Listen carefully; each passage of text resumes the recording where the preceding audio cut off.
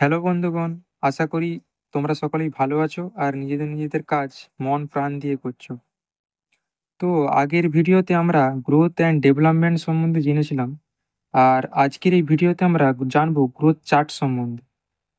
দেখো, আমরা যে গ্রোথ চার্টটা ব্যবহার করে থাকি সেটা ওয়ার্ল্ড হেলথ অর্গানাইজেশনের দ্বারা ডেভেলপ করা, আর এটাকে আমরা রুট টু হেলথ চার্টও বলে থাকি। কারণ এটার মেন কাজই হলো এটা নির্ধারণ করা যে কোনো বাচ্চার গ্রোথ সঠিক দিশাতে হচ্ছে কি না সেটা জানা।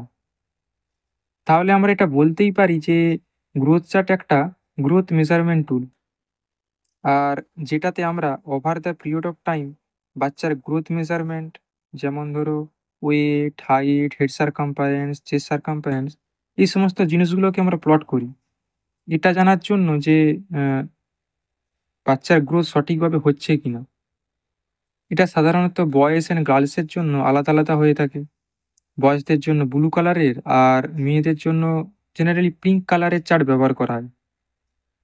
তো এতক্ষণে তো আমাদের গ্রোথ চার্ট সম্বন্ধে একটা জেনারেল আইডিয়া হয়েই গেছে। তো এবার গ্রোথ চার্টটা দেখে নিলেই হয়।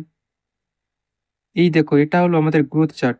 আর এটা যেহেতু ব্লু কালারের, তো আমাদেরকে বুঝে নিতে হবে এটা বয়েজদের জন্য ব্যবহার করা হয়। আর এটা 2 ইয়ার্স পর্যন্ত বয়েজদের ওয়েট মেজারমেন্ট করার জন্য। এই চার্টটাকে যদি ভালো করে দেখা হয়, এর এক্স অ্যাক্সিস বরাবর নেওয়া হয়েছে এজকে। যেহেতু এটা 2 বছর পর্যন্ত বাচ্চার গ্রোথ মনিটর করার জন্য, এই জন্য এটার আপার লিমিট 2 ইয়ার্স। আর প্রত্যেকটা বছরকে 12টা মাসে ডিভাইড করা হয়েছে।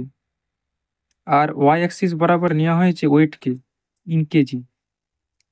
এই চারটাতে বিভিন্ন কালারের কার্ভও বানানো আছে, 3 পার্সেন্টাইল থেকে 97 পার্সেন্টাইল পর্যন্ত। আবার এই পার্সেন্টাইল জিনিসটা কি? দেখো, পার্সেন্টাইল সম্বন্ধে জানার আগে আমাদের একটা জিনিস ক্লিয়ার করা দরকার যে পার্সেন্টাইল আর পার্সেন্টেজ কিন্তু সম্পূর্ণ আলাদা। আমাদের এই দুটোকে একসাথে মিক্স করলে চলবে না। মনে করো আমি যদি 60% নাম্বার পাই, তার মানে আমাকে বুঝে নিতে হবে যে আমি 100-র মধ্যে 60 পেয়েছি। আর যদি 60 পার্সেন্টাইল পাই, তার মানে এটা বুঝতে হবে যে আমার পাওয়া নাম্বারের নিচে 60% বাচ্চার নাম্বার, আর আমি যে নাম্বারটা পেয়েছি তার উপরে 40% বাচ্চা নাম্বার পেয়েছে। এই চার্টটাতে এবার আমরা দেখব যে কি করে এই পার্সেন্টাইলকে ইউজ করা হয়, আর আমরা কি করে এই গ্রোথ চার্টের মাধ্যমে গ্রোথকে মনিটর করতে পারি।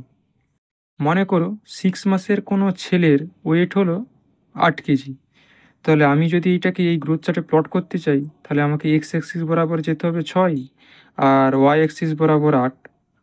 তাহলে দেখো এইটা কিন্তু এই পয়েন্টে প্লট হবে। দেখো এই পয়েন্টটা কিন্তু 50 পার্সেন্টাইল কার্ভে আসছে।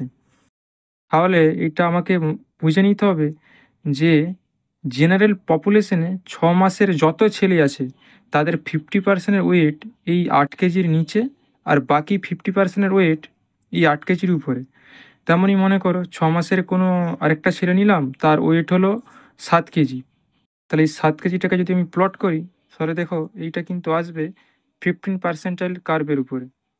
তাহলে এটার মানে কি হলো? এটার মানে এই হলো যে জেনারেল পপুলেশনে 6 মাসের যত ছেলে আছে তাদের 15%-এর ওয়েট এই 7 কেজির নিচে, আর বাকি 85%-এর ওয়েট এই পার্টিকুলার ওয়েটের উপরে।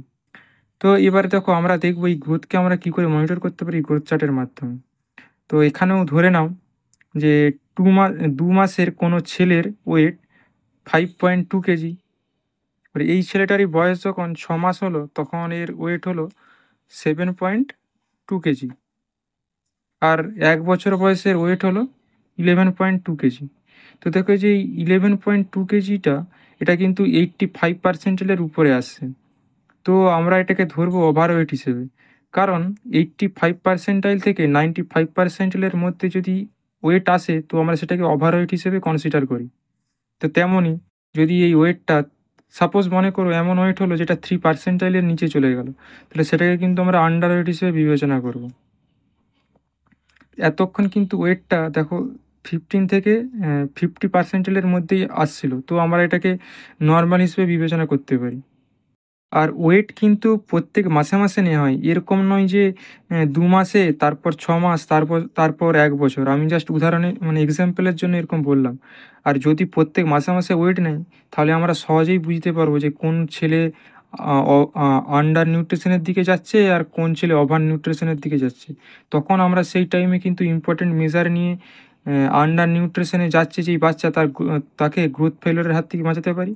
আর যে ওভার নিউট্রিশনের দিকে যাচ্ছে তাকে আমরা ওবেসিটির হাত থেকে বাঁচাতে পারি। দেখো, আমি এখানে একটা জিনিস বলতে চাই, আমি কিন্তু সঠিক কাট অফটা জানি না যে কত পার্সেন্টাইলের নিচে আন্ডার ওয়েট আর কত পার্সেন্টাইলের উপরে ওভার ওয়েট হয়। আমি যতদূর জানি যে যদি 85% থেকে 85 পার্সেন্টাইল থেকে 95 পার্সেন্টাইলের মধ্যে আসে, তবে আমরা সেটাকে ওভারওয়েট, আর যদি 95 পার্সেন্টাইলের উপরে চলে যায় তবে সেটাকে আমরা ওবেসিটি হিসেবে বিবেচনা করি। আর যদি 3 পার্সেন্টাইলের নিচে চলে যায় তাহলে সেটাকে আমরা আন্ডারওয়েট হিসেবে বিবেচনা করি, অথবা বলতে পারি যে বাচ্চা গ্রোথ ফেইলিওর হয়ে গেছে।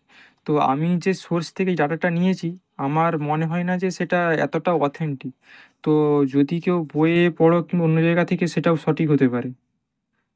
দেখো, আমার মনে হয় যে এর পেছনে যে কনসেপ্টটা সেটা আমি ভালো করে এক্সপ্লেন করতে পেরেছি। তো আজকে এই পর্যন্তই। ধন্যবাদ।